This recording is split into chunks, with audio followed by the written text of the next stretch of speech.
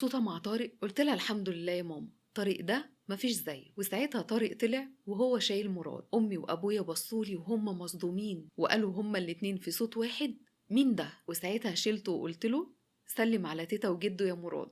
امي قالت لي ايه؟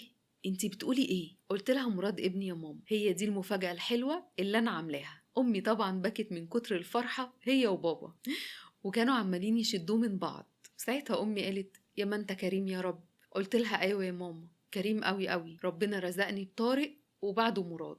امي مسحت دموعها وقالت لي بس انا زعلانه منك، بقى تخبي عليا الفتره دي كلها، وكل ما اتصل بيكي واقول لك صوتك متغير تقولي لي بيتهيألك. قلت لها معلش يا ماما، انا كمان لما عرفت ان انا حامل عملت زيك كده، وما كنتش مصدقه الخبر نهائي، وكمان كنت تعبانه قوي، وكان احتمال كبير الحمل ما يكملش، وبعدين خفت افرحكم وبعدين تزعلوا، وهو الحمد لله وصل بخير. لو حابين تكملوا القصه، اسم القصه مكتوب على الفيديو، وكمان في سهم تحت صورتي في الفيديو، دوسوا عليه هيدخلكم القصه على طول.